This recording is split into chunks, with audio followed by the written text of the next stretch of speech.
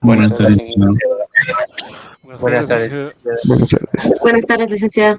Buenas tardes. Buenas tardes, licenciado. Buenas tardes. Buenas tardes. Vamos a continuar en lo que estábamos avanzando. Ok.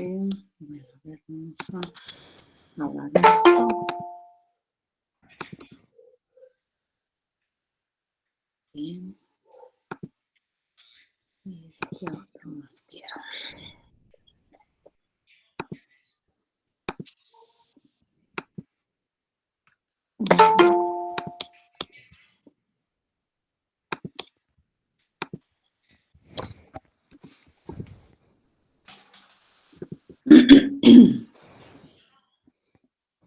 Ujú.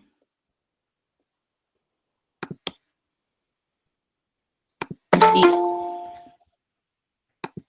entonces vamos a iniciar.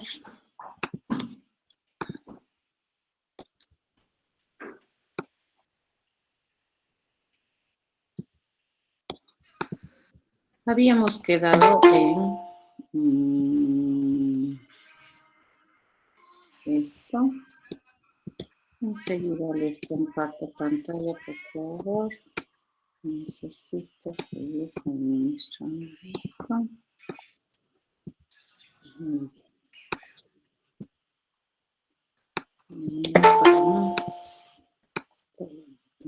Por allá.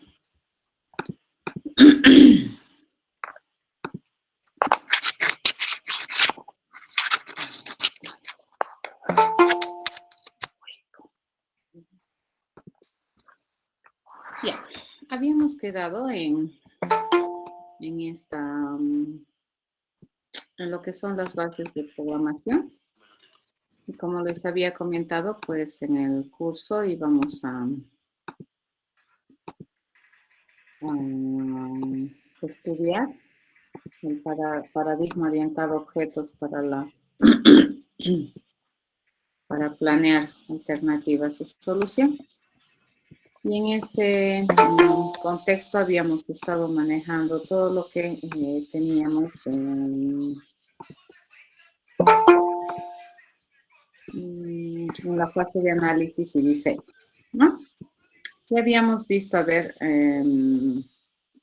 dentro de los principios de programación, todo lo que es concepto de variable, cómo se entiende en programación una variable, qué son las constantes nominadas, habíamos visto expresiones, habíamos visto también qué es clase. La clase se había definido como un modelo que representa, ¿no?, un tipo de objetos del mundo real a través de un conjunto de características que al principio del semestre lo vamos a identificar como características funcionales que debería tener cada tipo de objeto. Habíamos indicado que un objeto es un ente ejecutor en este paradigma de programación. Es por esa razón que se denomina programación orientada al objeto. ¿Ya? Esa es la razón. Entonces los objetos son muy importantes a la hora de entender este paradigma. Bien, bueno, aparte de tener la clase, el objeto, asignarle responsabilidades funcionales a cada tipo de objeto, pues en las clases, además de asignarle estas responsabilidades, tenemos que definir cuál es el método por el cual los objetos de algún tipo suelen responder o suelen realizar tareas. ¿Ya? Entonces, Grover, ¿puedes cerrar tu Perdón. micrófono, por favor? Gracias. Entonces, para poder programar nuestros planes de solución para que algún tipo de objeto pueda realizar una tarea, nosotros vamos a plantear el método. ¿Ya? Entonces, el método en programación orientada a objetos, como su nombre indica, tiene la misión de modelar un modo ordenado y sistemático que los objetos de alguna clase tienen para poder realizar una tarea.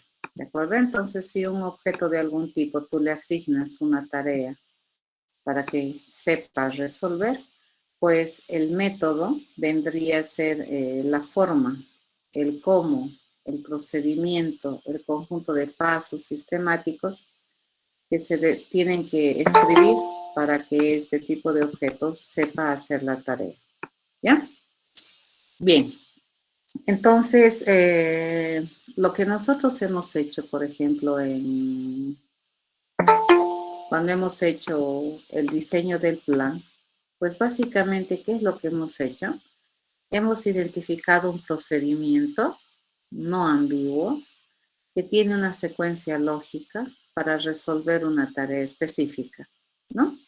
Y si nosotros tomamos, de acuerdo a la Real Lengua Española, ¿cuál es la definición del método? Pues fíjense que se adecua muy bien a lo que nosotros hemos hecho en el plan de solución, que dice, según la RAE, el método es un procedimiento que se sigue para conseguir algo. En el caso nuestro, cuando habíamos escrito un plan, ese plan tenía toda la fisonomía, tenía toda la intencionalidad de ser un procedimiento que deberíamos realizar para poder resolver una tarea o para poder conseguir una tarea. ¿De acuerdo? Entonces, en el método es donde nosotros vamos a escribir nuestro plan. ¿De acuerdo? Lo que habíamos desarrollado en la fase de diseño. Ya en la parte de diseño habíamos identificado, ¿no?, que todo plan tiene que tener un nombre. Y eso donde lo habíamos más o menos empezado ya a sistematizar en la fase de análisis, cuando preguntábamos qué tenemos que hacer. Y eso nos iba a dar una idea de cuál era el nombre de la tarea que queremos resolver. Este método siempre tiene que tener un nombre, ya que sea lo más significativo posible. Tiene que identificar qué tipo de resultado va a generar, si va a ser un resultado de qué tipo, o si en cambio de generar un resultado me va a generar un cambio de estado en el contexto en el que estoy trabajando. Por otro lado, también debería especificar con mucha claridad qué datos de entrada se requieren, ¿ya? Y por último, deberíamos definir el método en sí. El método entonces viene a ser el conjunto de pasos que identifica el procedimiento por el cual nosotros sabemos resolver una tarea. ¿De acuerdo? Entonces, el plan que nosotros hemos escrito en la fase de diseño lo vamos a traducir al lenguaje de programación como un método, ya que es un procedimiento sistematizado, no ambiguo, para resolver una tarea. Entonces, en terminología orientada a objetos, este término de método lo vamos a utilizar mucho. Y para redundar, se dice que el método me va a permitir escribir el plan de solución. Entonces, en el plan de solución nosotros sí hemos identificado estas cosas. Y dentro del método, cada una de estas cosas tiene su lugar, ¿ya?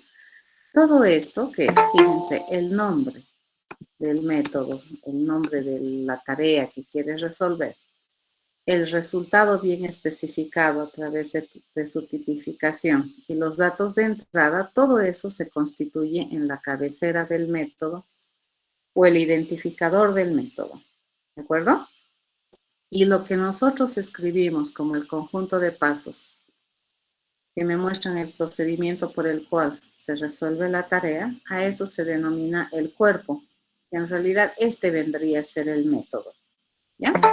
Entonces la cabecera usualmente nosotros lo identificamos como la responsabilidad funcional. ¿Qué tiene que hacer? ¿Qué tiene que devolverme? ¿Y qué necesito para hacer lo que se supone que me están pidiendo hacer? Y luego el conjunto de pasos viene a ser el plan, ¿no es cierto?, de solución, que se constituye en un método dentro de lo que es la programación, que también nosotros solemos llamarle cuerpo, ¿ya? Entonces, fíjense, un método tiene la siguiente estructura sintáctica. Acá está el nombre del método, del proceso o del procedimiento. Este es el nombre, ¿ya? Para este lado, nosotros tenemos que identificar con claridad qué tipo de resultado se espera al terminar este proceso. Por ejemplo, si yo digo calcular área, el tipo de resultado que yo estoy esperando es un real, ¿ya? Y para calcular área necesito el lado 1, por ejemplo, el lado 2 y el lado 3. Entonces, en esta parte, sintácticamente, ¿qué es lo que nosotros tenemos que poner? Todos los datos que esperamos tener para poder resolver la tarea. Y acá estos datos tienen que venir con nombre y con tipificación. Es decir, yo requiero el lado 1 que es de tipo entero. Requiero el lado 2 que es de tipo entero. ¿De acuerdo? Entonces, en esta parte que se constituye la firma, fíjense, esta parte de la estructura sintáctica de lo que es nuestro método, corresponde a lo que nosotros le conocemos como la firma, la cabecera o el identificador del método.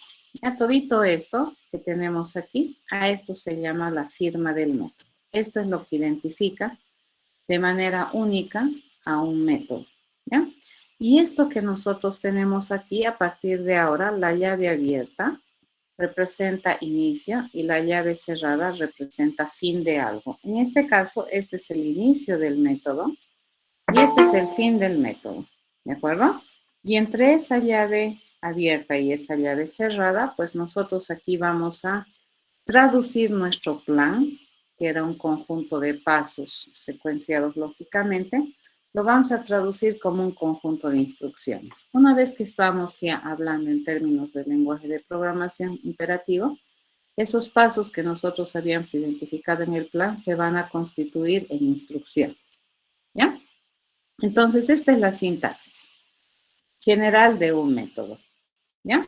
Ya hemos estado trabajando cuando hemos hecho el plan, ya en pos de que nuestro pensamiento sistematizado nos permita ya tener los elementos necesarios para poder ir a programación. Estructura sintáctica. Bien, ¿qué significa esto?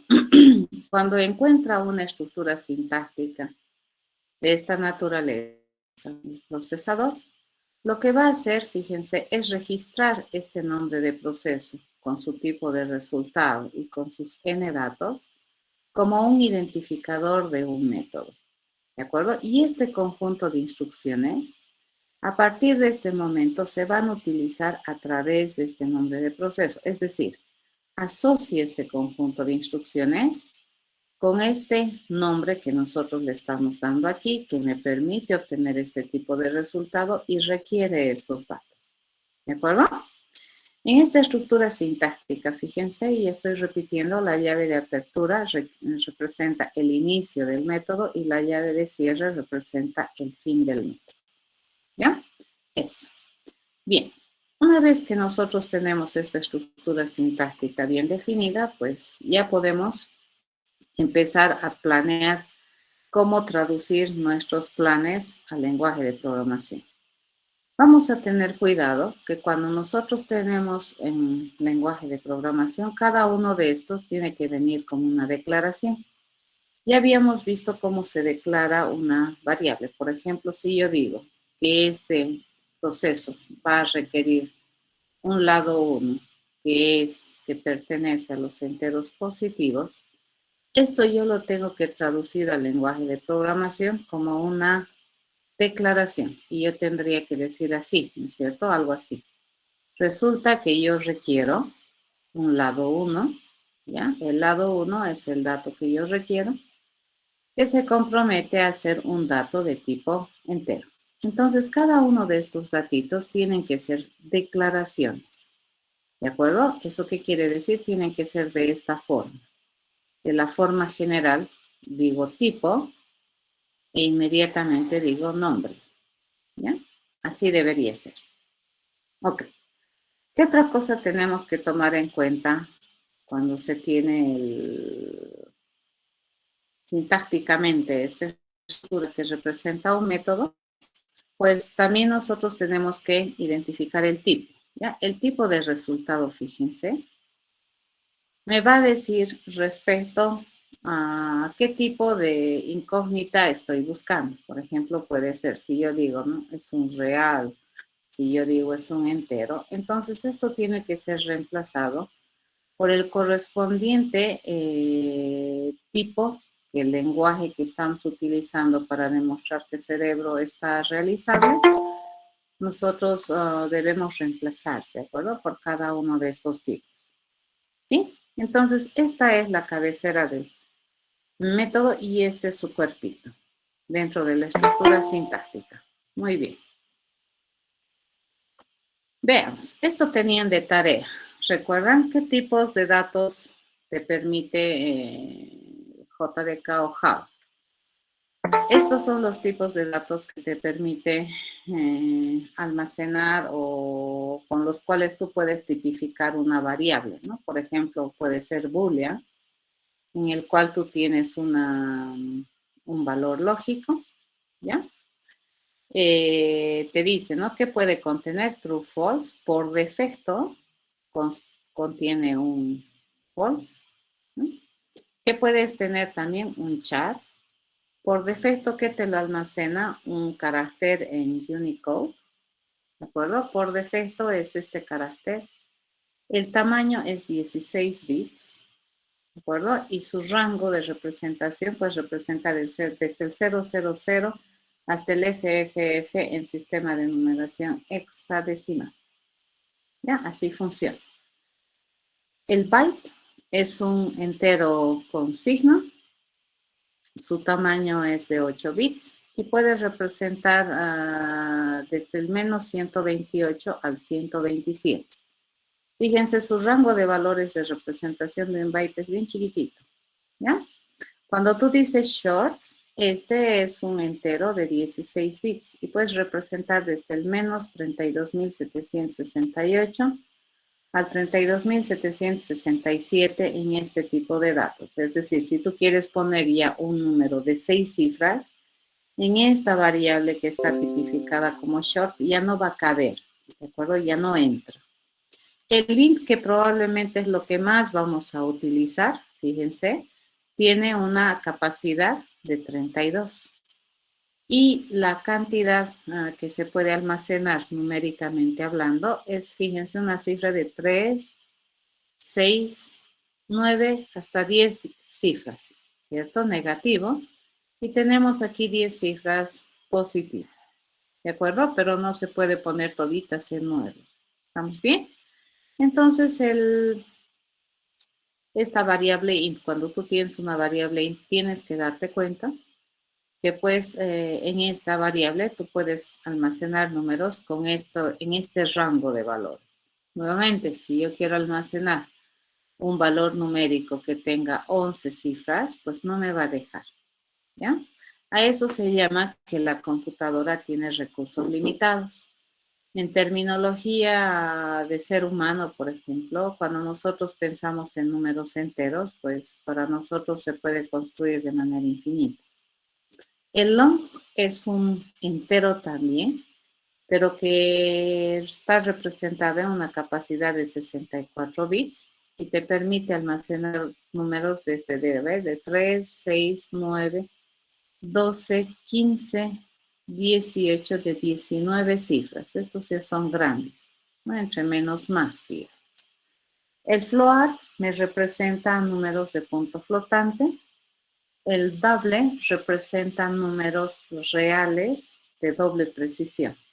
Esos vendrían a ser los tipos de datos. El lenguaje que nosotros vamos a utilizar para demostrar que nuestro pensamiento es realizable soporta.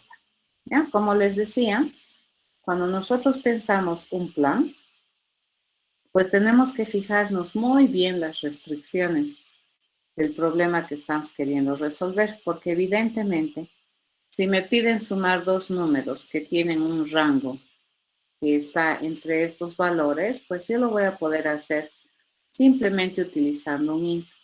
Pero si ya me piden sumar dos números que tienen 15 cifras, no me conviene utilizar un int. ¿Qué voy a utilizar? Un long. ¿De acuerdo?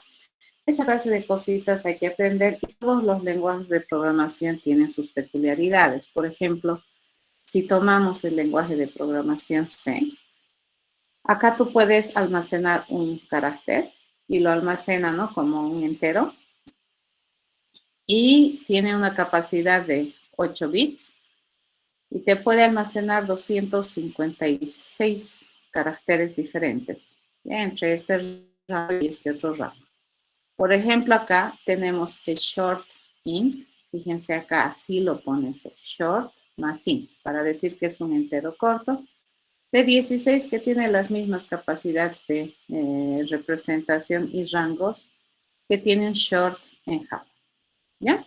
El long int, fíjense, es un número que te permite almacenar, un tipo de dato que te permite almacenar cifras de hasta 10 dígitos, ¿no? Este en 32. Fíjense, este y este está en 32. Ok, eso sería en C. ¿Ya? Entonces, en C, por ejemplo, tiene algunos otros tipos que están prefijados. Por ejemplo, aquí te dice un entero largo sin signo. ¿Eso qué le da? Le da umbral a representar más valores enteros positivos, ¿no? Pero no representa negativos, por ejemplo. Y a veces cuando no quieres negativos, le dices simplemente eso. ¿Qué hay que aprender? A ver, cuando tú manejas operadores y estos se utilizan en expresiones, estos operadores tienen la misión de transformar, ¿no es cierto? Y tienen una definición para operar. ¿Y cómo se van operando? Se operan por una precedencia de operadores. Por ejemplo, si yo le digo, a ver, ¿cuánto calculan esto? 3 más 5 multiplicado por 2. ¿Cuánto es eso? 13. 13. No es 16, ¿verdad? Es 13, porque lo primero que han hecho es la multiplicación y lo siguiente que han hecho es la suma. Aunque en la expresión aparece primero la suma, primero se hace la multiplicación, ¿correcto? Si yo quisiera hacer primero la suma, entonces si yo quisiera hacer primero, sí, la suma, entonces tendría que alterar el orden preestablecido de esta manera, ¿no es cierto? Tendría que utilizar símbolos de agrupación. Y esto sí ya me calcula 16. Esto en cambio me calcula 3. ¿Eso qué quiere decir? Que los operadores son símbolos, fíjense, que me permiten o que se utilizan en expresiones y me permiten calcular, evaluar nuevos valores. Y esta evaluación de los valores va a depender mucho de qué operadores uso y qué precedencias tiene. Eso es bien importante entender, ¿de acuerdo? Entonces aquí vamos a empezar a ver con el que tiene precedencia bastante elevada, y este L y este R te dicen, ¿no?, cómo es la precedencia, si es de izquierda a derecha o de derecha a izquierda. Este es de izquierda a derecha, ¿no? Y el operador o una precedencia es a la izquierda. Un operador que vamos a utilizar bastante es el punto, ¿ya? El punto no es punto decimal, nada. El punto en el ámbito de los operadores de JDK representa un operador de ámbito. Entonces, cuando yo a un objeto le quiero pedir que haga algo, ¿cómo le voy a pedir a ese objeto que haga algo? Indicándole así. Yo le voy a decir, oye, objeto, tú, objeto, haz algo. Entonces, le voy a pedir que haga algo, por ejemplo. Entonces, si yo quiero que este algo lo haga este objeto, el algo de quién, voy a utilizar punto. Y entonces, este punto es un operador que tiene muy alta precedencia en cuanto a las expresiones que nosotros vayamos a utilizar. ¿Qué otro tiene precedencia también? Los corchetes. Vamos a empezar a utilizar corchetes en la segunda parte del curso cuando veamos ya colecciones de datos. Y que también tiene bastante precedencia, por ejemplo, los parámetros. en los métodos, nosotros tenemos paréntesis abierto, paréntesis cerrado, y aquí adentro, ¿qué es lo que nosotros vamos a poner? Para la llamada, por ejemplo, ponemos un conjunto de argumentos que vienen a ser los valores que yo le voy a mandar a algún método para que me lo haga. Por ejemplo, cuando nosotros utilizamos el seno de algo, nosotros le mandamos, por ejemplo, el seno de 30. ¿Esto qué vendría a ser? Esto vendría a ser un argumento. Y entonces, cuando existe una llamada, una invocación a un proceso o a una función, tiene alta precedencia estos argumentos que nosotros mandamos. ¿Sí? ¿Qué también es importante acá?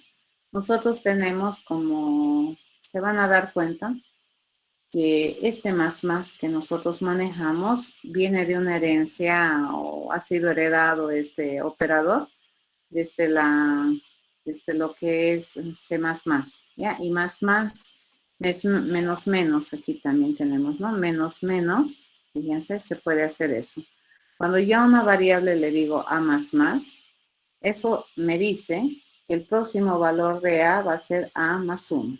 ¿Ya? Esto es equivalente a decir que yo voy a cambiar el valor de A con lo que tenía el valor de A más 1. Entonces calculo A más 1 y ese nuevo valor lo voy a poner como contenido acá. Cuando yo quiero escribir esto, es completamente válido escribir así. Lo mismo con menos, ¿ya? Entonces, hay una manera de usar este más. Yo puedo utilizar, por ejemplo, A más, o puedo utilizar más A, ¿de acuerdo? Y ambas tienen diferencia. Cuando yo utilizo A más, primero evalúo A y luego recién le aumento 1. En cambio aquí yo primero aumento 1 y luego recién uso A, ¿ya? Pero esos, fíjense, el preincremento y el predecremento están con una precedencia de 15. ¿Qué tenemos también? Fíjense, como precedencia 15 tenemos la suma y la resta que vienen a ser unarias. ¿Qué significa eso? Cuando yo quiero hacer positivo o negativo, eso tiene una precedencia alta. Por ejemplo, yo le digo menos 1 por 3. Esto es lo primero que se va a hacer. ¿De acuerdo? Y luego recién se va a multiplicar por 3. Eso te dice. ¿Ya? A ver, vamos a ver algunos más. El NOT, fíjense, este es el operador NOT. Este es equivalente a esa pestañita que tienen probablemente que han aprendido en colegio. Este es el famoso operador booleano NOT, que es unario y tiene precedencia de 15. ¿Ya? New, luego lo vamos a ver, ¿ya? New es un operador que me permite construir. Este me permite construir o crear objetos, ¿ya? El casting, por ejemplo, cuando yo quiero transformar 4.5 y quiero obtener solamente la parte entera, así se hace, ¿de acuerdo? ¿Esto qué me va a devolver? Esto me va a devolver 4. ¿Ya? A eso se llama casting o conversión. Ya, eso también es un operador. Fíjense, la conversión se constituye como un operador. A ver, ¿qué operadores más tenemos? Tenemos la multiplicación, la división y el módulo, que tienen una precedencia de 3, ¿no? El módulo, fíjense, se representa como esto, ¿no? Como el porcentaje. Por ejemplo, si yo quiero encontrar 5 módulo 2, esto es equivalente a 1. Que sería el resultado de hacer la división entera entre 5 entre 2, esto me va a dar 2, y de residuo que voy a tener 1. Entonces, este 1 es el resultado del módulo. ¿Y el módulo cómo se representa? Como porcentaje. ¿De acuerdo? Mucho cuidado. La suma y la resta, fíjense, tienen una precedencia menor en la multiplicación, la división y el módulo. Van a tener harto cuidado. Esto es diferente que esto. Estos, por ejemplo, son unarios, ¿no? Lo que les decía, menos 1. Esto es más importante que hacer 3 menos 3, digamos. Esto es el operador de la resta binaria y esto es cuando estamos cualificando a este 1 como negativo. ¿Ya? Eso sería este, ¿no? Cuando cualificas y esto es la operación. ¿Qué más tenemos? Tenemos que les cuento que desde C++, el operador más también tiene otra significancia. Si yo, por ejemplo, le digo hola, ¿sí? Más chao, ¿correcto? Esto va a funcionar como una concatenación y me lo va a escribir así. Hola, chao. ¿Correcto? Así va a escribir. ¿Entendido? Entonces, ¿qué hace este concatena? Por izquierda, por derecha, depende, ¿no? De dónde le pones. Si le pones chao más hola, entonces va a salir chao, hola, la cadena. ¿No? Entonces, estos operadores tienen que aprenderlos para poder escribir expresiones, son bien importantes. Estos no los vamos a ver en el curso, estos no, son de desplazamiento. Estos serían los relacionales, ¿no es cierto? El menor igual, el mayor igual. Este lo vamos a ver a finales del curso, que es un operador que me permite preguntar acerca de lo que contiene un objeto. Este es relacional. El igual se usa para preguntar. Cuando yo quiero preguntar si 3 es igual a A, por ejemplo, esa pregunta, en programación, ¿cómo se escribe que 3 es igual a A? Así se escribe. Y entonces, este es el operador para poder relacionar dos valores por la pregunta igual y para decir que son diferentes. Por ejemplo, si yo quisiera decir 3 es diferente de A o así, yo tendría que escribir con la negación. ¿Ya? Si ustedes se han dado cuenta, el signo de admiración cerrado es la negación. Entonces, ¿cómo escribimos es diferente de A? Así. ¿Ya? Ya no hacemos la pregunta, ¿no? Esto es el diferente.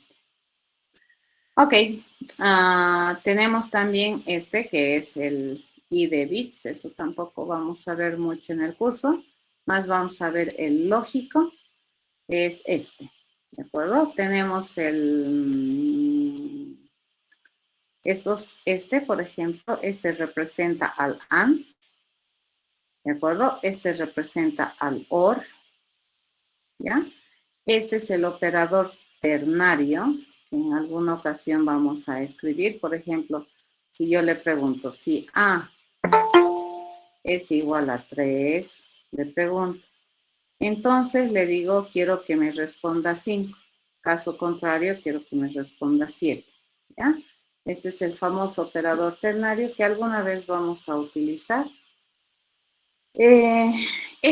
Fíjense, este es el operador de asignación, van a tener harto cuidado. El igual es el símbolo que se utiliza para describir una operación de asignación. Nosotros ya lo hemos estado utilizando desde que hemos empezado a planear soluciones.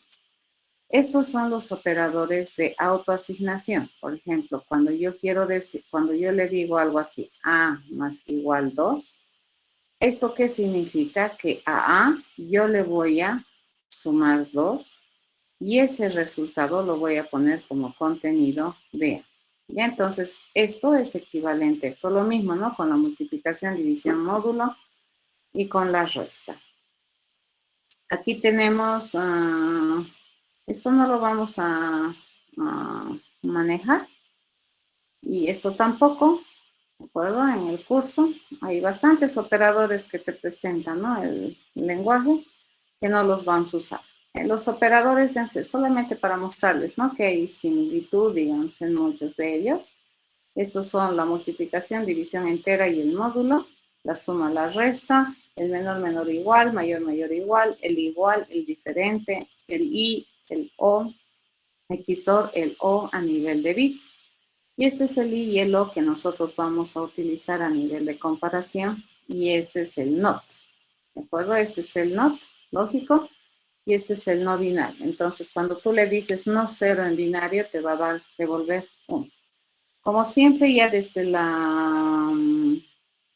C, el igual se ha identificado como el símbolo para la asignación. Ya, esto es lo que les mostraba hace rato. Una asignación con incremento, una asignación con decremento y así. ¿De acuerdo? Estos son los famosos operadores. Se han introducido estos operadores de autoincremento, de autodecremento. Y se autoincrementa por defecto en 1, se autodecrementa por defecto en 1. Los operadores de la suma y la resta, esto que me permite ser operadores de llamada a proceso, y esto para definir colecciones. Y obviamente esto es operador de AND. Eso que me dice que el punto decimal no es punto, ¿cierto? ¿Cómo se representa el punto decimal? En realidad se representa como una coma. ¿De acuerdo? Ok. ¿Qué otra cosa también tenemos que conocer cuando aprendemos algún lenguaje cualquiera?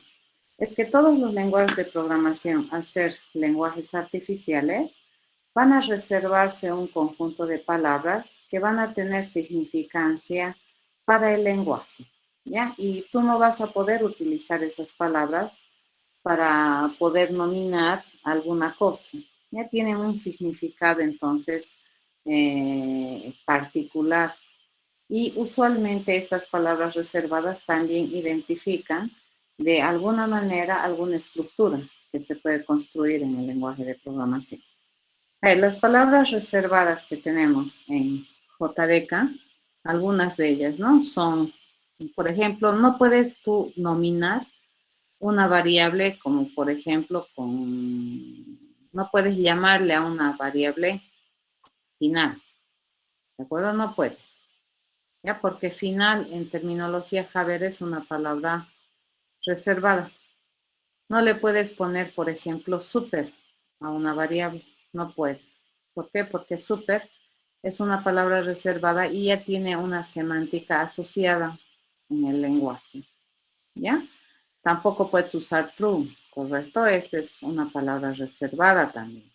A ver, ¿qué otras cosas puedes utilizar que se parecen al castellano? Sería continuo, ¿no? Tampoco puedes utilizar. Y ninguna de estas. ¿De acuerdo? Todas estas palabras, fíjense, tienen significancia.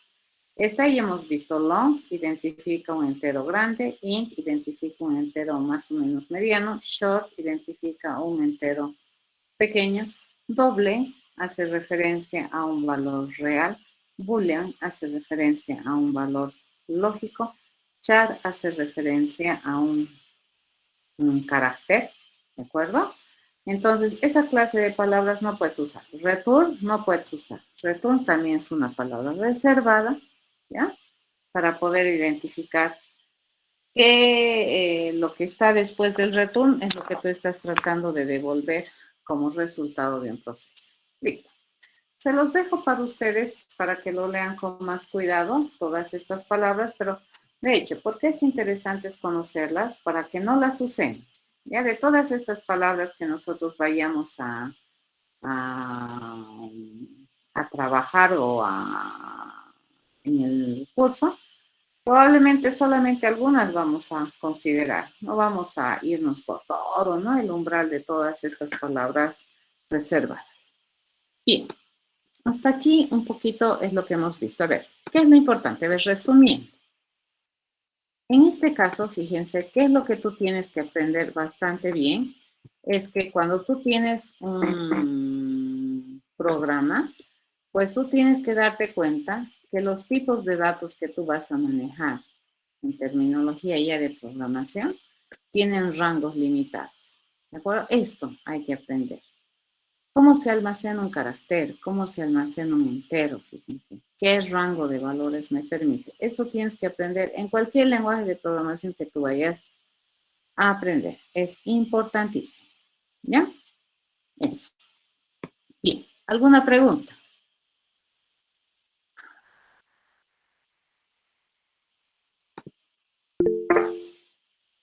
A ver. Dime. ¿Cuál es tu Sí, disculpe, licenciado, una consulta. ¿Qué significa precedencia? precedencia? Es el orden en el que se hacen los operadores. Por ejemplo, ya lo he cerrado, ¿no? Vamos a chequear ahorita. ¿Listo? Por ejemplo, la precedencia de operadores te permite o te dice, eso llevan en colegio. te dicen el orden en el cual se van a evaluar las operaciones. Ya, por ejemplo, es lo que ya les pregunté. A ver, ¿cómo es que tú... Prioridad. Es la prioridad. Se llama precedencia de operador. Ese es el nombre correcto. Cuando tú dices, es lo que les había dicho, ¿no ve? 3 más 5 por 2. Ustedes me han dicho que esto evalúa 13. ¿Por qué? Si el más aparece primero, ¿por qué esto evalúa 13? Porque fíjense, la prioridad de la multiplicación es 13, es más alta que la prioridad de la suma. Entonces, cuando tú encuentras esta expresión, ¿qué es lo primero que se va a hacer? Se va a hacer el operador o va a operarse el operador que tiene más alta prioridad, que en este caso sería la multiplicación. Primero hace la multiplicación y luego recién hace la suma. ¿Estamos de acuerdo? A eso se llama precedencia de operadores, porque si no, cualquier cosa calcularías, ¿correcto? Entonces, por ejemplo, si yo digo, voy a calcular el promedio de notas y yo digo que es el primer parcial más el segundo parcial dividido entre 2. ¿Eso es correcto? Esto me va a calcular el promedio. ¿Qué dice? Tendrías que poner paréntesis. Sí, porque si no, no ve. Por precedencia de operadores, primero se va a hacer la división, el segundo parcial entre 2, y a ese resultado de la división recién le vamos a sumar el primer parcial. ¿Correcto? ¿Y por qué se hace así? Porque la división tiene más alta precedencia en cuestión de orden de ejecución de la operación que la suma. Entonces, si yo quiero alterar esto, tengo que hacer lo que su compañero decía, ¿no es cierto? Tendría que ponerle que el promedio se calcula de esta manera. El promedio se calcula agarrando primer parcial más segundo parcial. Primero voy a sumar y al resultado de esa suma recién le voy a dividir entre 2. ¿Correcto? Entonces, aquí, esto es conversión. Esto es conversión, es casting. Por ejemplo, ¿qué pasa si nosotros quisiéramos, a ver, cuando nosotros tenemos esto, ¿ya? Cuando nos vamos a abrir una pantalla negra mejor, ¿de acuerdo? Necesita pantalla negra. Listo. Ahí vamos a trabajar. Ese del type, fíjense, ¿cómo funcionaría eso del type? Vamos a venir con amarillo. Por ejemplo, sigo 5 dividido entre 2. ¿Cuánto me da eso? 2.5. 2.5. Esto me va a dar 2. Ya, esto me va a dar 2. ¿Por qué? Porque la división es entera. Entonces, la división, hay una propiedad bien interesante que se llama, ¿no? La propiedad del mundo cerrado. Si yo voy a hacer una operación en el mundo de los enteros, el resultado debería ser un entero. ¿Ya? Entonces, si yo divido 5 entre 2, entonces el resultado es un entero. Pero si yo quiero realmente obtener el resultado real, entonces si yo le digo esto, fíjense, 5, 2, y le hago una conversión, ¿ya? Entonces, ¿qué es lo primero que va a hacer? Fíjense, antes de hacer la división va a hacer la conversión. Entonces, ¿qué es lo primero que va a hacer? Va a agarrar esto, va a convertir este 5 en real. Entonces, esto lo va a convertir a 5.0. Y luego recién va a hacer la operación. Entonces, basta que en la división uno de tus operandos sea real, entonces tu resultado tiene que ser real. Entonces, esto sí te va a devolver 2.5. ¿Se entiende? Entonces, fíjense, la conversión se hace antes que la operación. ¿Se entiende? Sí, gracias. ¿Ya? Otra cosa, a ver, si tú hicieras esto, fíjense, ¿cuánto te sale esto? 2. Esto te va a salir un lindo 2.0. Así te va a salir. Entonces, fíjense, eso tienes que aprender, ¿no ve? La conversión se hace antes que la división, en este caso. Dime. Inge, yo quería preguntarte, cuando queremos sacar un número entero y, por ejemplo, en el 5 dividido a 2, no sé, ¿no lo redondearía a 3? No, no, Ah, ya, está no, bien, gracias.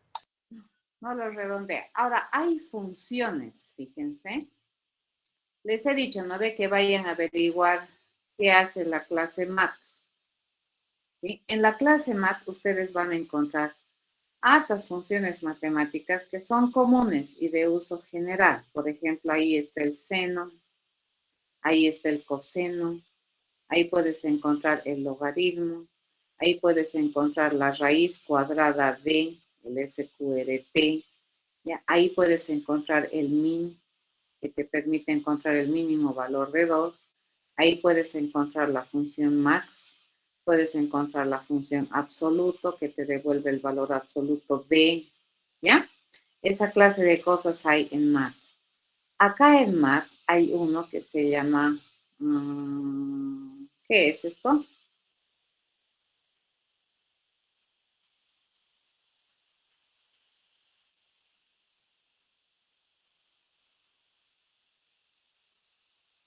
Esto te permite encontrar el piso y hay otro que te permite encontrar el techo, ¿ya?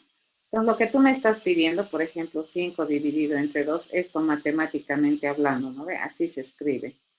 Esto sería 3. Este es el techo de la división real de 5 entre 2. Pues si tú quieres encontrar el techo, eso se encuentra ceiling, ¿ya? Y si tú quieres encontrar el piso, por ejemplo, de eso, 5 dividido entre 2, piso, es 2. Pero esto es notación matemática. Estas notaciones matemáticas, fíjense, se escriben como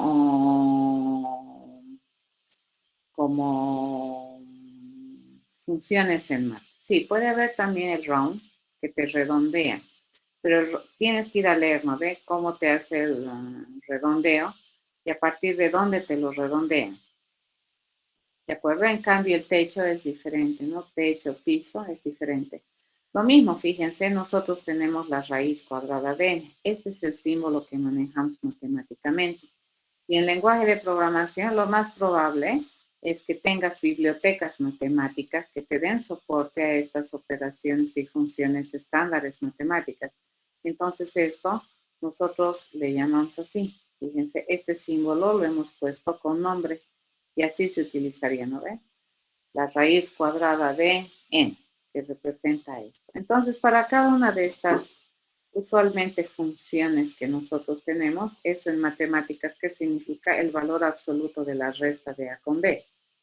Esto nosotros tendríamos que utilizar así, ¿no ve? Absoluto de A menos B. Fíjense, este es el operador absoluto, la operación absoluta, que le estamos poniendo nóminas. ¿De acuerdo? Por eso es importante que vayan a revisar un poquito más y vayan también a revisar su descripción de las funciones o de los procedimientos que te provee Math. Usualmente todos los lenguajes de alto nivel te van a proveer este tipo de funcionalidades ya en bibliotecas hechas. ¿Está bien? Eso. ¿Ya? Eso hay que Gracias, Liz. aprender. ¿De acuerdo? Listo. Entonces, una vez, y esto se va aprendiendo también con la práctica, ¿no es cierto? A medida que vas utilizando, te vas a ir dando cuenta y ya te va a ser mucho más natural, le llamaremos, el uso de estas cosas y cómo ya te vas a empezar a dar cuenta por qué te genera un error cuando tú dices 5 dividido entre 2 y tú juras que te tiene que devolver 2.5, no lo hace, pues es porque tenemos, al final, a fuerza de uso, vas a aprender que la división es un operador que tiene consistencia respecto a sus operandos, ¿no? Si tú le mandas 2 operandos enteros, el resultado va a ser entero. ¿De acuerdo? Ok, entonces lo que vamos a hacer ahora es un ejercicio. A ver, ¿tienen alguna pregunta más? Sí, disculpe, licenciado, una consulta. ¿Qué significa o qué es JDK, perdón? Java Development Kit, el kit de desarrollo de Java. ¿Ya? O sea, alias Java. La mayoría de la gente le conoce como Java, pero JDK es el kit de desarrollo de Java. Es el conjunto de instrucciones para hacer programas en Java. Java en sí es toda una especificación, les cuento. Java no es un lenguaje, Java es una especificación. El lenguaje de Java es el JDK, el kit de desarrollo de Java. Ya, pero para aminorar el nombre, todo el mundo lo conoce como Java y todo el mundo entiende, pero Java es una especificación. Y lo que nosotros utilizamos en Introlab Prograph prácticamente es el JDK, es el kit de desarrollo de Java básico, ¿ya? Porque luego después Java tiene un montón de cosas dentro de lo que es su especificación. Yo les voy a mostrar. El problema de hacer esto es que luego ya no tenemos tiempo, ¿no? Pero bueno, vale la pena tal vez, probablemente perder un poco de tiempo. A ver, esta es la especificación de Java. Fíjense, todo esto tiene Java y esto estamos en una versión 6, fíjense, de Java. ¿Dónde está el kit de desarrollo de Java? Es todo esto, ¿ya? Y nosotros aquí dentro del kit de desarrollo de Java tenemos el AWT, el Swing. Estos sirven para hacer interfaces gráficas de usuario, ¿de acuerdo? Tenemos IDLs, esto es para hacer programación colaborativa, ¿ya? Esto es para hacer programación con RMIs llamadas invocaciones remotas a métodos, RMI. Tenemos aquí, ¿dónde está mi Java? Que me permite trabajar con lo que es base de datos, ¿ya? Tenemos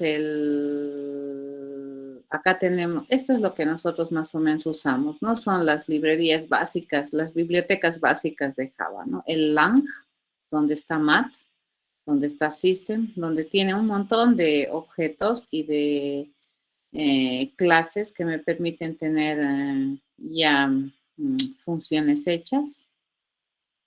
Tenemos aquí colecciones, tenemos aquí todo lo que me permite hacer programación concurrente que nosotros no manejamos en Introlab Prograph.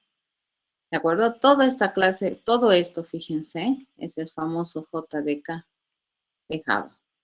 Ya lo que nosotros utilizamos es prácticamente una nadita. Java, fíjense, es el interpretador del lenguaje de programación. El Java C es el compilador del kit, ¿ya? Del JDK. El Javadoc es todo un proceso o es un instrumento, una herramienta que me permite generar documentación de los programas que hacemos y así. ¿Ya? Entonces, el JDK es todo esto. Fíjense, es todo esto. Esta parte de aquí, desde la verde hasta acá, que me permite trabajar con lo que es desarrollo de aplicación. Pero todo lo que es el lenguaje Java se compone de toda esta parte, ¿no? Que es software que nosotros no tocamos, pero que sí necesitamos para ejecutar y que tiene también toda una parte que me permite ser independiente de plataforma, ¿no? Ajá. ¿De acuerdo? Entonces, cuando tú vienes aquí al API, les había pedido, ¿no? Ve que averigüen qué es MAT. El MAT se encuentra en la biblioteca lang. Y aquí podemos encontrar el MAT. Fíjense lo que decía su compañero, round. A ver, vamos a buscar. ¿Qué es round? Fíjense, nosotros tenemos por ejemplo. Y acá está su descripción, ¿no? Necesita un valor real y que te va a devolver un long. ¿Eso qué significa? Un entero grande, ¿no? Y aquí te dice, ¿no? ¿Qué es lo que hace? ¿Qué casos especiales tiene? Y esto hay que aprender, ¿ya? Cuando tú vas a ir a utilizar una biblioteca, no importa el lenguaje de programación que tú utilices, pues es importante que vayas a entender qué prestaciones de servicios tienes. A ver, vamos a ver si tiene esto que les decía. Sí, tiene, fíjense, este es el sale que te devuelve el techo de un real, ¿no? Te retorna el valor más pequeño, más cercano, inmediato al valor de doble, si es que este doble tiene, que se llama parte decimal. Y el floor es el piso. Y es lo que les comentaba, ¿no es cierto? Te devuelve el valor inmediatamente más grande, menor al número en cuestión. ¿Mm? Entonces, esta clase de cosas te son útiles, ¿no es cierto? Porque probablemente muchas de estas te proveen funciones matemáticas que nosotros hemos visto que no son muy útiles a la hora de explicar pensamiento, ¿ya? HTML, como lenguaje de programación, no, es un lenguaje de marcas, ¿de acuerdo? O sea, lenguaje de programación de propósito general no es. En cambio, como su nombre dice, ¿no? HTML, L es de lenguaje, te cuento. La última L es de lenguaje, pero no es un lenguaje de programación de propósito general, ¿de acuerdo? Es un lenguaje de marcas, entonces de etiquetado. Lo que es para hipertexto, ¿no? Es un lenguaje de etiquetado para hacer hipertextos. En el caso de Java o del JDK, o Java mejor conocido por la mayoría de la gente, es un lenguaje de propósito general que tiene como enfoque de tecnológico o enfoque base la programación orientada a objetos. ¿Sí? Eso. ¿Ya? Entonces hay que tener harto cuidado, ¿no? De lo que se hace uso en intro a la programación, sobre todo, siempre tratamos de hacer uso de algún lenguaje que sea de propósito general.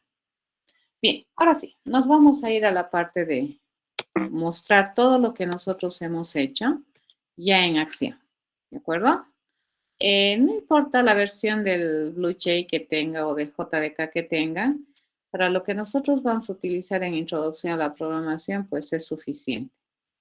Y ya, ¿de acuerdo? A ver, vamos a resolver este problema. Te dice, dadas 3 notas parciales entre 1 y 100 de un estudiante, se quiere saber si el estudiante ha aprobado. Se dice que un estudiante aprueba si el promedio de los 3 parciales es mayor a 50. Caso contrario, se dice que el estudiante ha reprobado. ¿De acuerdo? Entonces, veamos. Lo primero que tenemos que hacer es entender el problema. Ya nunca jamás se olviden de esto, porque ustedes son todavía, muchos de ustedes son programadores novatos. ¿Ya? Entonces, estructurar cerebro es muy, muy importante. Siempre recuerden que el inteligente es el programador.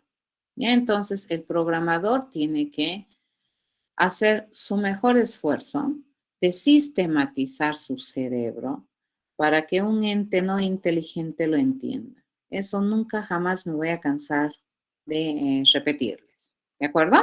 Entonces, la computadora es un ente no inteligente. El inteligente es el programador. Pero para poder resolver un problema, lo primero que nosotros tenemos que hacer es entender el problema. Nuestra fase de análisis, ¿no es cierto? Entonces vamos a, y cada vez, fíjense, esta fase de análisis, vamos a ir haciendo más rápido, más rápido, más rápido, ¿ya? Porque a medida que practiques, esto lo vas a hacer prácticamente casi de manera mecánica. Y luego, ¿en qué te vas a entretener? En el plan, ¿y? En el plan de solución. En este caso, a ver, ¿qué te están pidiendo? Te están pidiendo decidir si un estudiante ha aprobado o no. ¿Ya? ¿Quién lo debería hacer? Un robot evaluador. Recuerden que en la programación orientada al objeto, las tareas no se resuelven en el aire, las tareas las resuelve alguien, ¿de acuerdo? Un objeto responsable. Entonces, en este caso, el tipo de objeto responsable para decidir si un estudiante ha aprobado o no va a ser un robot evaluador. El resultado que estoy esperando es aprobó, es una variable que me va a decir sí, no. ¿De acuerdo? ¿Qué datos vamos a tener? 3 notas parciales, ¿ya? Que les vamos a nominar par 1, par 2 y par 3. ¿Ya? ¿Qué deberíamos saber hacer? Sumar, obtener promedio y comparar. Tenemos que saber cómo se obtiene un promedio. ¿Qué restricciones tenemos? Dice par 1, par 2, par 3 son números enteros positivos entre 1 y 100 que hemos sacado de la descripción del problema. Y aprobó debería ser un valor lógico, ¿cierto? La respuesta debería ser sí aprobó, no aprobó. Listo, así de simple. Ya está. Entonces, en mis restricciones, fíjense, le estoy poniendo condiciones a estos mis datos de entrada. Y también estoy condicionando qué tipo de dato me va a generar como resultado. Este es el resultado, esta es la responsabilidad. ¿Qué tarea tienes que hacer? Y resultado de esa tarea, ¿qué vas a obtener? Eso. ¿De acuerdo? Tiene que ser bien preciso, les cuento. ¿Ya? Para poder resolver. Esto que nosotros hemos identificado aquí, el qué hacer, fíjense, esto es una responsabilidad funcional que le vamos a achacar, le vamos a asignar, le vamos a decir que debería saber una clase de objetos o un tipo de objeto. En este caso, mi tipo de objeto responsable para hacer esto es un robot evaluador. Y este vendría a identificar la clase de objetos que saben hacer estas cosas. ¿Ya? El enfoque de la solución. Bueno, vamos a hacer un enfoque rapidito, vamos a obtener el promedio de los parciales y luego vamos a verificar si el promedio es superior a 50. Si logramos hacer eso, pues ya, listo. Dependiendo de lo que nosotros comparemos el resultado respecto a lo que es, si es superior o no a 50, entonces ya podemos encontrar mi resultado y decir si sí o si no. ¿Ya? Listo. Entonces, veamos, ¿el plan en qué va a consistir? Mi plan consistía en 2 pasos grandes. No voy a obtener el promedio y verificar el promedio. Bien, acá decimos, ¿no ve? ¿Qué clase de objeto estamos usando? Un robot. ¿Qué responsabilidad debería tener ese robot? Verificar si hay aprobación, si aprobó, ¿no es cierto?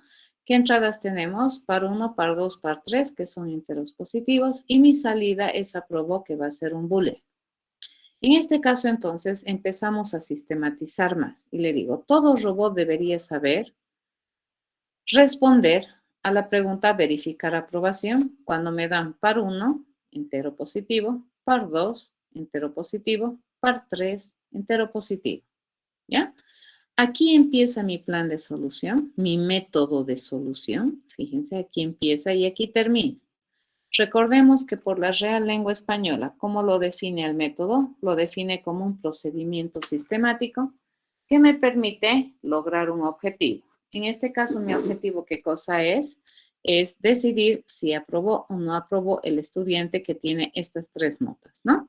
Entonces, aquí empieza, fíjense, mi procedimiento y aquí termina. Mi procedimiento que se llama verificar aprobación. Fíjense, este método le estamos poniendo nombre. ¿Ya? Ok. Entonces, este método dice, tiene una incógnita, la incógnita más importante, que es el resultado o la incógnita que estoy buscando. En este caso es de tipo booleano. ¿Ya? Esto es lo que yo estoy buscando. Para poder encontrar esto, pues yo necesito una incógnita intermedia, que es el promedio, ¿cierto? Y el promedio va a ser un real positivo. ¿Cómo se calcula el promedio? Fíjense, sumando los 3 parciales y al resultado de esa suma le vamos a dividir entre 3. Fíjense acá, estamos haciendo uso de nuestro conocimiento que tenemos de este colegio, ¿ya? Porque hemos tenido la necesidad de ponerle paréntesis, porque nosotros aquí adentro en tu cerebro, sin que te des cuenta, tú ya has desarrollado ese conocimiento tan inherente a ti que parece que es porque sí, pero no, en realidad, ¿por qué yo necesito ponerle esos paréntesis? Para que primero se haga la suma y después se haga la división. Ya que si no le pongo los paréntesis, pues me va a calcular otra cosa. ¿Entendido? Entonces, estas formas de evaluar expresiones son bien precisas, están bien normadas, tienen reglas específicas para la evaluación. Y esas reglas específicas matemáticas, la computadora también las tiene escritas y las va a realizar así, a rajatabla. ¿De acuerdo? Entonces, es por esa razón que cuando nosotros escribimos algo así, pues tenemos que respetar las normas y las reglas de la matemática para obtener lo que realmente yo quiero. No puedo suponer que esto primero se suma y luego se divide entre 3, porque esto lo va a hacer una computadora, ¿no ve? Que tiene reglas así bien específicas. ¿Cómo sería la respuesta? La respuesta va a ser igual al resultado de ir a comparar, si el promedio es mayor a 50.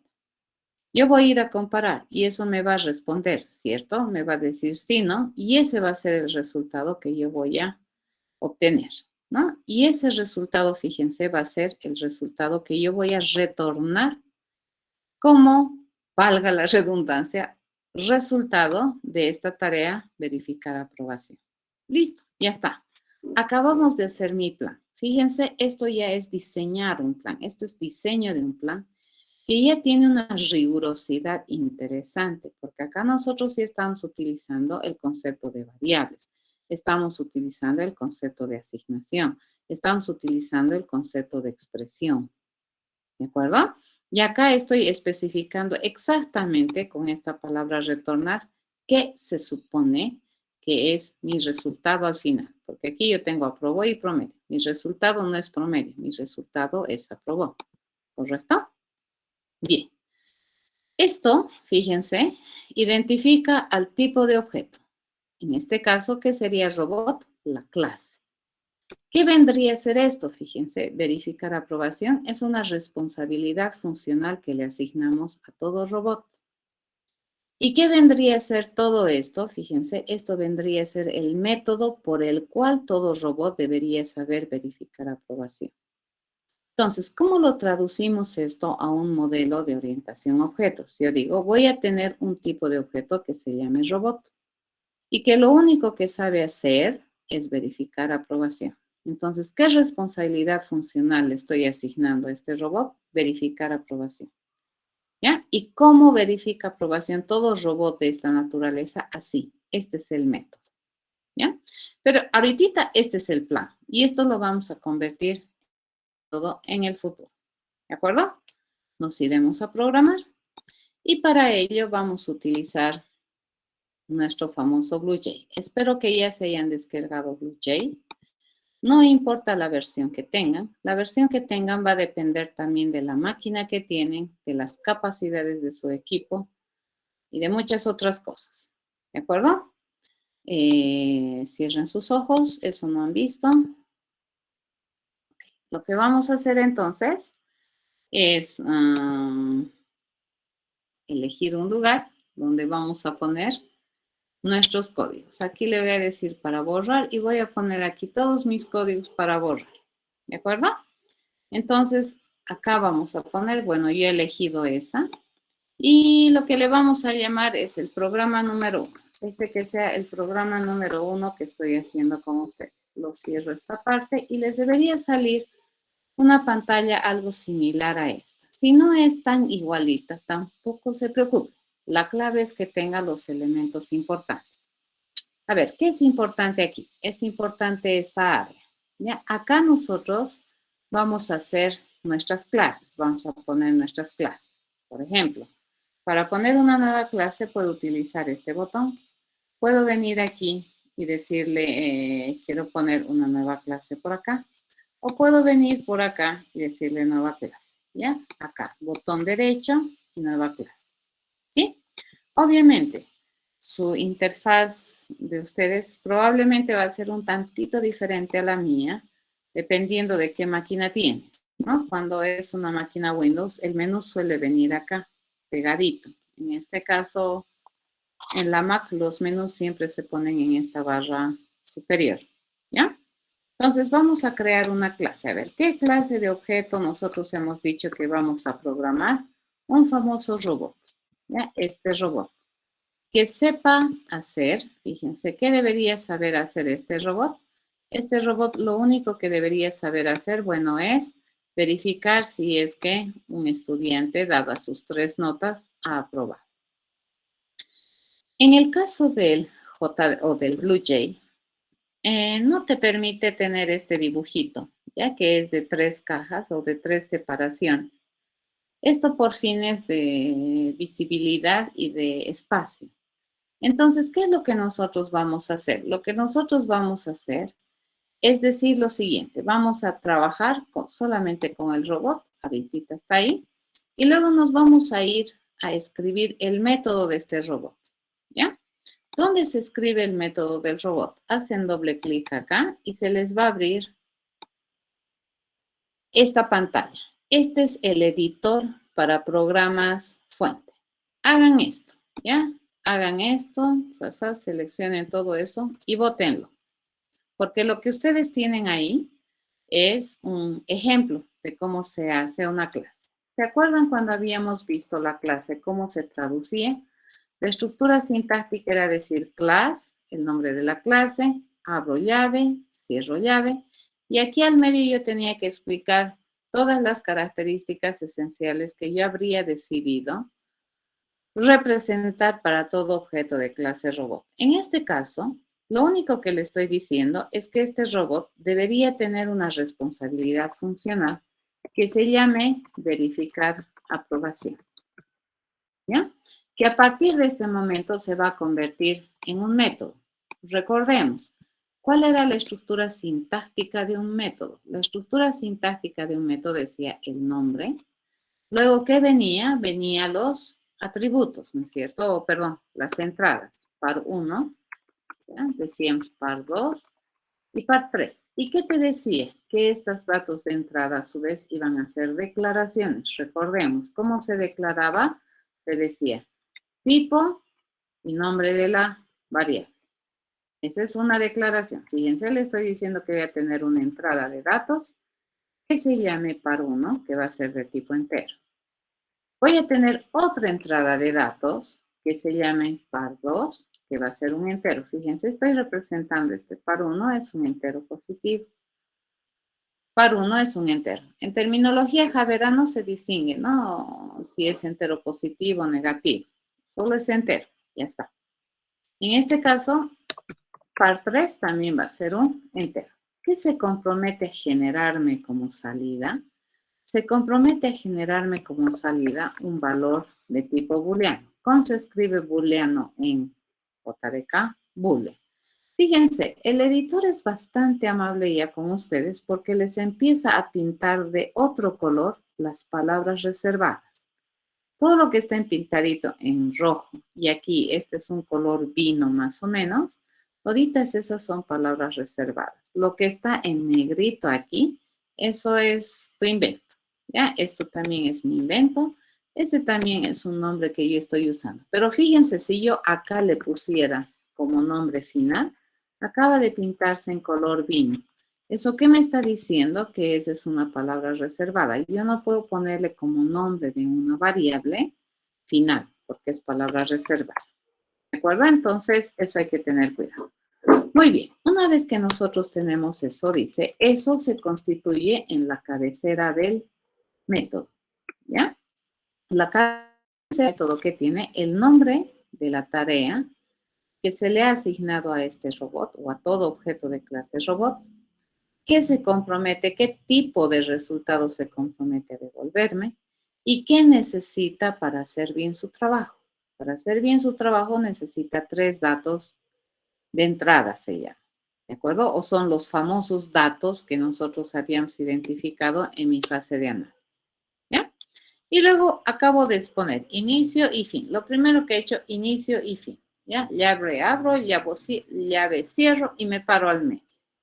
Y ahí vamos a decir, dice que yo necesito encontrar si aprobó o no aprobó. Pero para eso yo tengo que declarar esta variable. ¿De acuerdo? Y esa variable se compromete a tener un dato de tipo booleano. Esta es una declaración. Para poder hacer el trabajo, dice aquí, estoy mirando, fíjense, yo necesito también una incógnita parcial, que es el promedio. ¿Ese promedio de qué tipo va a ser? Ese promedio va a ser de tipo real. ¿De acuerdo? Entonces, acabo de declarar, fíjense, 2 variables. Una, que se llama probó, que se compromete a contener algo de tipo boolean. Otra, que se llama promedio, cuyo compromiso es almacenar algo de tipo real. ¿Ya? Bien, lo siguiente dice, aquí calcularemos el promedio. Entonces, el promedio dice que se va a calcular o se va a definir el contenido del promedio con el resultado, fíjense, de evaluar esta expresión. Yo voy a decir par 1 más par 2 ¿ya? Más par 3, ¿correcto? Eso sí. Entonces le digo, voy a sumar el parcial 1, voy a sumar el parcial 2, voy a sumar el parcial 3 y al resultado de esa suma le voy a dividir entre 3. Recuerden, la sintaxis de una instrucción de asignación te dice, por el lado izquierdo, la variable, el solo que identifica la asignación, y por el lado derecho del símbolo, la expresión, y siempre terminada en punto y coma. Y entonces el punto y coma te dice, acabo de terminar una instrucción o una oración bien escrita. Una vez que hemos hecho eso, vamos a ver si esto funciona. Aprobó que debería el resultado de ir a preguntar si el promedio es mayor a 50. Y solamente aquí hacemos eso. Y ya no le ponemos el signo de interrogación, porque esto ya per se es una comparación.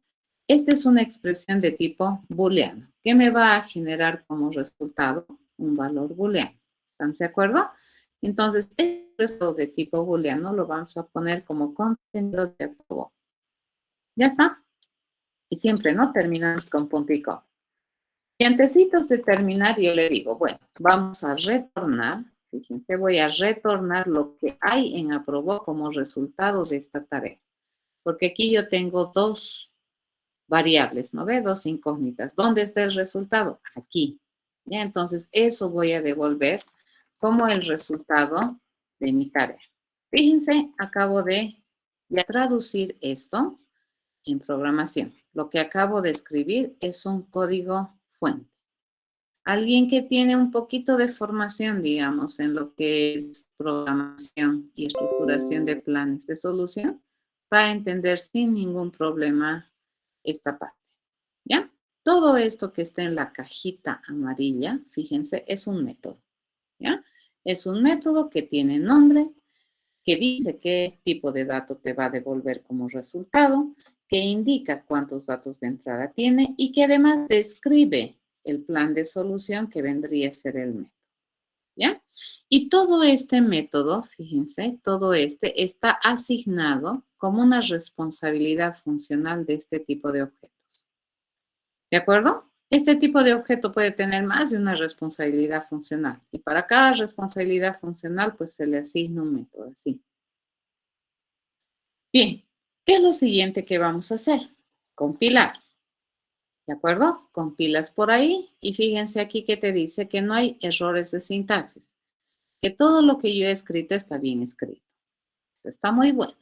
¿Sí? Ahora vamos a ir a probar que esto funciona. Fíjense, mi cajita ha cambiado de textura. Antes estaba toda achurada, pero está blanquita. ¿Ya? Y vamos a probar si funciona. A ver, si tuviéramos los siguientes datos, me van a decir, ya, sí, se aprobó o no aprobó. Para poder probar, nosotros tenemos que tener casos. Por ejemplo, si el parcial 1, el parcial 2 tiene 50 y el parcial 3 tiene 51, ¿ha aprobado o no ha aprobado? ¿Qué dicen ustedes? Aprobó, sí. Aprobó. Vamos a ver si funciona, ¿ya? Para poder probar que este método funciona, nosotros necesitamos construir un objeto particular de la clase robot. ¿Cómo se construye? Por el momento, cuestión de fe, ¿de acuerdo? Así se construye. Fíjense, le vamos a dar un nombre. Este que sea mi robot evaluador. Este que sea el evaluador.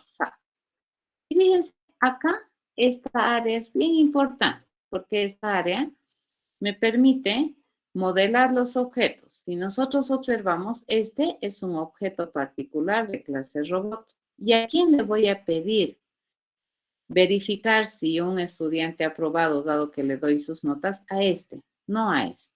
¿De acuerdo? Entonces hago clic derecho aquí y fíjense, este robotcito ya sabe responder a esta pregunta.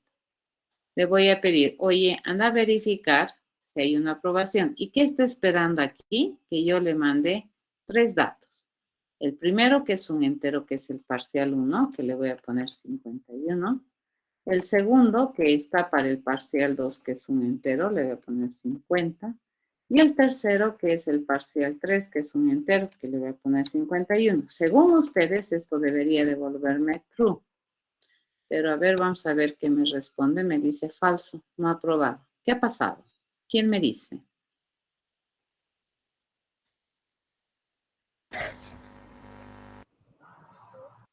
Los decimales, dice. Entonces no se estaría redondeando, ¿no, Inge? Eso entero. En realidad, la computadora está haciendo bien su trabajo. Los que no hemos tomado en cuenta algo somos nosotros los programadores. Porque, a ver, si el parcial 1 es entero, el parcial 2 es entero, el parcial 3 es entero, sumamos los tres parciales, ¿el resultado de qué tipo va a ser? Con decimales. A ver, repito la pregunta, chicos. Si el parcial 1 es un entero, si el parcial 2 es un entero, el parcial 3 es un entero, sumo esos tres parciales, la suma, ¿de qué tipo va a ser? Entero. Todo esto, fíjense, es de tipo entero. Yo voy a ir a dividir algo de tipo entero con un entero. ¿El resultado qué debería darme? Entero. Entero. ¿De acuerdo? Entonces, si yo quiero agarrar los decimales más, entonces, ¿qué tenemos que hacer? Conversión. Ya es lo que me han preguntado hace ratito. Entonces, yo le voy a decir, voy a ir a sumar, fíjense, estos tres parciales, ¿ya? Que me va a dar un valor entero. Y ese entero lo voy a convertir a real. Entonces, ya este primer argumento de mi división ya es real. Si yo divido un real entre un entero, el resultado ¿qué va a ser? Un real. ¿Ya? ¿Entendido? Esto se llama conversión. Hace ratito hemos hecho eso. ¿Sí? Compilamos. Ahora sí. Preguntaré. Nuevamente, construiremos con la corrección. Vamos a construir de nuevo un objeto ejecutor.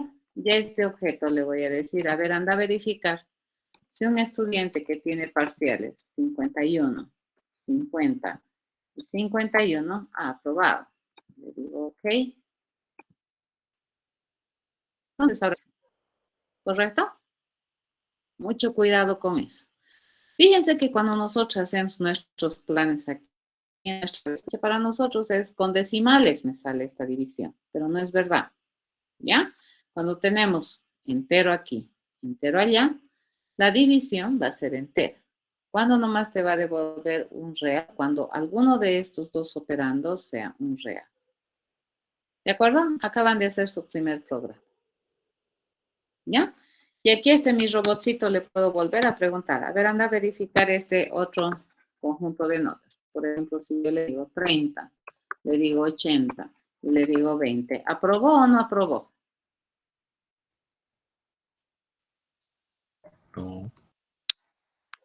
No. No. ¿Sí? Eso, ¿no? A ver, veremos si no se confunde. ¿Qué pasa si yo le digo 50, 50, 50? ¿Aprobó o no aprobó? No. No. No. No. ¿Cierto? No aprobó. ¿Está bien? Y no se va a confundir.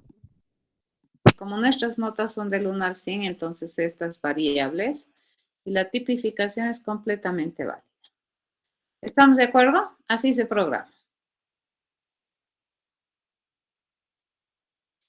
Entonces, ustedes ya estarían en condiciones de programar esa resolución que habíamos hecho del área del cuadrado. ¿Ya? Entonces, aquí está más explicado. Fíjense, este método lo vamos a transformar a esto. Pero aquí yo, para evitar que no me calcule un entero, le he vuelto este 3 en real. Fíjense, esto es entero y esto es real. ¿Qué me va a devolver como resultado? Un real. ¿De acuerdo? ¿Sí?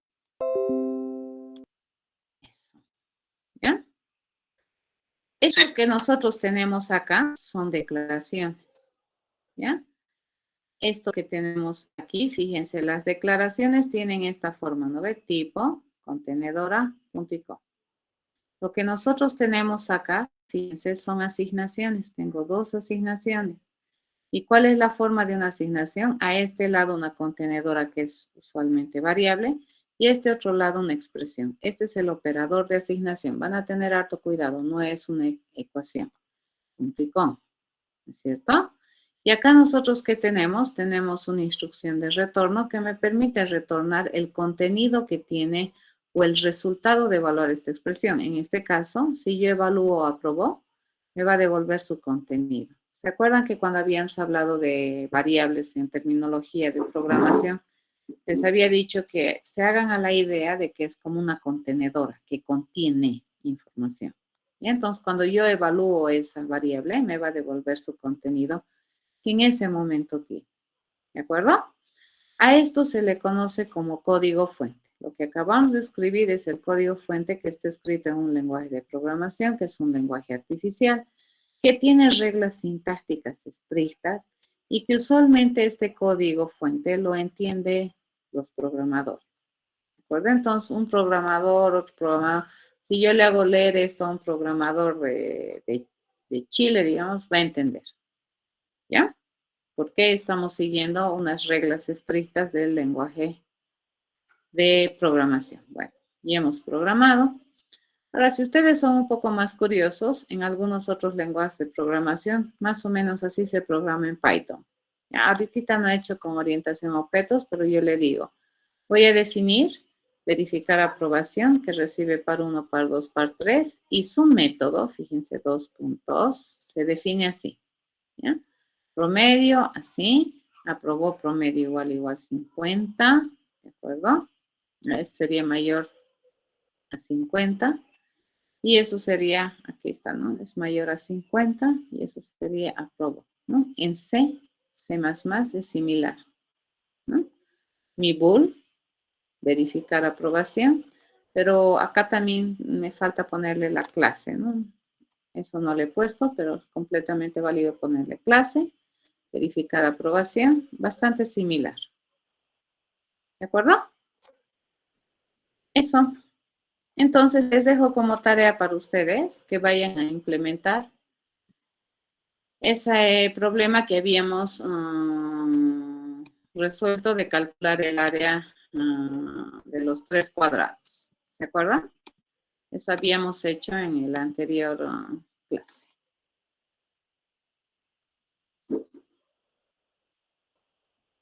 Ingeniera, Sí. y si quisiéramos imprimir un resultado, o sea, digamos, en vez de que diga true o false, que diga aprobado, sería simplemente cambiar el Eso ya tipo. sería interacción, ¿no ve? Porque a mí me estás pidiendo decidir si aprobó o no aprobó. Entonces yo te digo true, false. Listo, ya está. Ya, ahora, si es que haces toda tu capa de, a ver, acá, ya que me has pedido, te voy a complicar la vida. Entonces yo te voy a decir que aquí yo voy a tener algo que es la interacción. Ya, este va a ser un, menos, así le llamaremos. ¿Sí? Va a ser una interface o algo. A ver, este me va a permitir tener interacción. ¿Ya? Es un objeto de clase interacción. Entonces aquí yo le puedo escribir algo así. Fíjense, yo le digo. ¿Ah? Y puedo pedirle, ¿no es cierto? Es que, a ver, una de las cosas que tienen que aprender es resolver el problema. Y luego, recién deciden qué hacer con el resultado. La ventaja de que este te devuelva un true false es que te está permitiendo desde afuera decidir qué hacer. Entonces, muy rara vez yo voy a, incluso aquí, si tú me dices, en vez de que me diga true false, mejor no les complicaré la vida, si no vamos a morir. En vez de que me diga true false, yo le puedo decir que me mande un mensaje. No imprimir, sino devolverme el mensaje. Y luego yo me preocupo dónde imprimirlo, si en web, si en línea de comandos, o en una impresora, qué sé yo. ¿De acuerdo? Yo lo puedo transformar esto a que me diga que sea una cadena. string. ¿Ya? Entonces aquí yo le digo, fíjense, mi problema ya no sería esto, sino mi problema sería el mensaje. De si aprobó o no aprobó. Aquí el mensaje es lo que les decía, no ve, hay un operador ternario. Yo le voy a preguntar si aprobó, ¿de acuerdo? Le pregunto si aprobó. Entonces el mensaje que sea aprobó. Caso contrario, que el mensaje sea reprobó. No lo voy a imprimir, me opongo a imprimir, ¿de acuerdo? Y aquí mi respuesta sería el mensaje. Fíjense, hago eso, compilamos. Y este robotcito va a hacer lo mismo. Fíjense, va a ser básicamente igual, solamente en vez de decirme si sí o no, me va a devolver el mensaje. 71, 50, y esto debería devolverme aprobado. No imprimo, devuelvo, para que tú hagas lo que te parezca con ese resultado. ¿Estás de acuerdo? Sí, gracias. Eso. ¿Ya? Se los dejo esto en la plataforma, se los voy a subir y vayan a programar eso de los cuadrados. Ya están con toda la información suficiente necesaria como para poderlo realizar. Nos vemos el día jueves, jóvenes. Disculpe, licenciada, una consultita. En el quiz 3 hay que considerar entonces la ley de cerradura, como está diciendo, de Por los supuesto. resultados entero, Sí. de expresiones. Sí, señor. Sí, señor. Ah, ya. Sí. Tienes Está bien. que. Tienes En que. el quiz 2 hay algunas cosas que puso como parámetros de respuesta, como por ejemplo en la parte quién lo hace, puso solo como correcta robot. Si lo pusimos robot a algo, estaba como incorrecta. Ya. Yo voy a chequear eso. ¿De acuerdo? Es que no puedo imaginarme todas las alternativas posibles que ustedes me pueden responder para hacer una calificación automática. Entonces, esa clase de cosas voy a volverlas a revisar. ¿Ya?